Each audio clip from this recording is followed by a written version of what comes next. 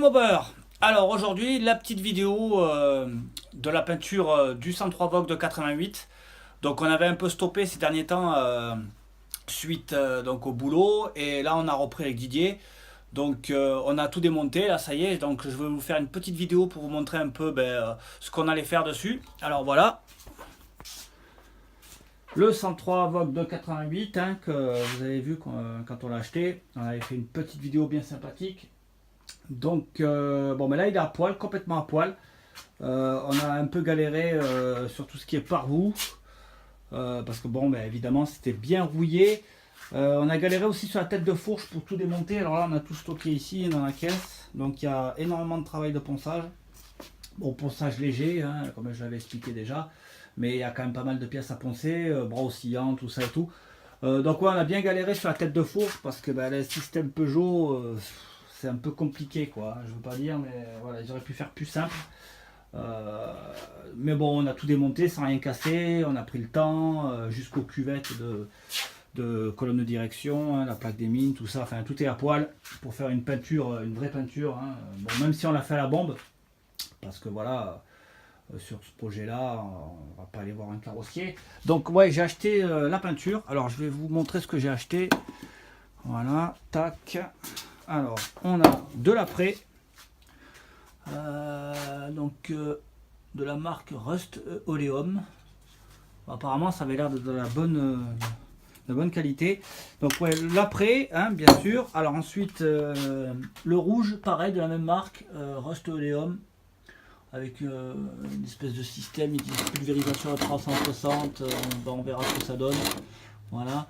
Le rouge, vous voyez, c'est pas tout à fait le même, mais on y est presque, quoi. Voilà, donc c'est peut-être un peu plus foncé. C'est un rouge cardinal, je l'ai trouvé très beau pour un 103. Enfin, je sais pas, ça m'a inspiré. Donc j'avais déjà repéré cette peinture par le passé. Enfin, il y a quoi, quand j'ai acheté le Cyclo il y a 2-3 mois, et je m'étais dit c'est avec ça que je vais le peindre. Et donc on a pris une deuxième bombe. Voilà, je sais pas si ça suffira. De toute façon, déjà, je me suis dit je vais faire le cadre, et puis s'il me manque de la peinture, il risque de me manquer. Je sais pas trop. À vrai dire, c'est la première fois que je me lance dans la peinture d'un cadre, enfin d'un cyclo. J'ai aucune expérience, donc j'ai suivi un peu des tutos à droite à gauche, notamment ceux du Mauber, qui est le grand spécialiste de la peinture faite à la bombe pour cyclo. Donc je vais suivre son tuto. Et bon, j'ai pris un vernis aussi brillant parce que j'avais envie de. Voilà, j'aime bien le brillant sur les deux roues, je trouve que c'est beau, quoi. Donc j'ai pris une bombe, on verra. Bon là, le but c'est déjà de peindre le cadre.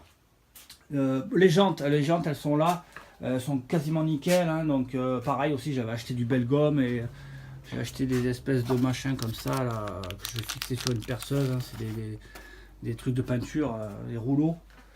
Pareil aussi, je vais suivre la méthode du Mauber pour raviver les chromes, donc qui sont là, et bon, qui sont vraiment pas beaucoup piqués, donc je pense que je vais pouvoir les ravoir nickel. Donc oui, voilà la peinture. Alors ça, voilà, on a acheté déjà de quoi commencer, on va dire. Et donc bien sûr, avant, comme c'est un peu dégueulasse et tout. Et puis de toute façon, bien évidemment, il reste un gros ponçage, un très gros ponçage. Vous voyez toutes les zones de rouille là, il va falloir vraiment le récurer. Là aussi, il y en a grave, il y en a aussi un peu à droite à gauche de la rouille. Donc toutes les parties rouillées seront vraiment poncées à mort. Et ensuite, j'appliquerai de l'acide phosphorique en spray, on verra, ce sera un plus, parce que vu comment on va les récurer, à mon avis, on va arriver jusqu'à la ferraille là. J'ai déjà fait un petit essai vite fait, donc. Voilà. Mais bon, par sécurité, j'ai de l'acide, je vais tout traiter à l'acide. Mais donc je vais faire un truc avant. Voilà, c'est le réservoir. Alors le réservoir, quand j'ai regardé au début, je sais pas si je vais arriver à. On voit pas trop bien. Voilà, j'ai passé le doigt, comme tu peux faire, chaque fois que tu achètes une mob, tu touches autour et tu sens que bon, c'est pas granuleux, quoi. Donc tu te dis, bon.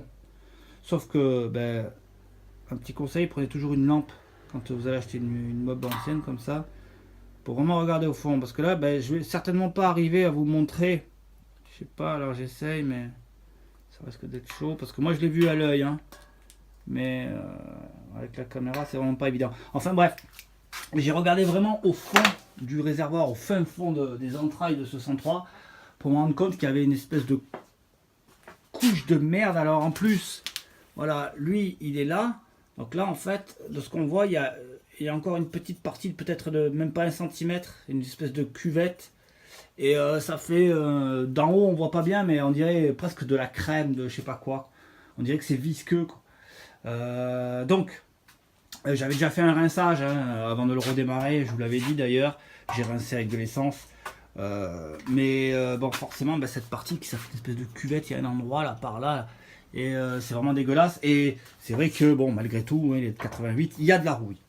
Donc, je vais nettoyer le réservoir correctement. À savoir que bon, je vais pas m'emmerder à appliquer une résine. Je sais c'est pas bien, mais voilà, je vais pas aller jusque là. Donc là, ce que je vais faire, nettoyage au Karcher avec la sonde, la méthode du Mauber. Je vais le rincer 2-3 fois avec donc la sonde, histoire de faire partir cette crème là qu'il y a au fond, là, enfin dégrossir. Et parce que la rouille, elle est vraiment pas granuleuse. Il y a de la rouille, mais c'est vraiment superficiel. Donc voilà, il y a juste ce dépôt au fond qui est dégueulasse.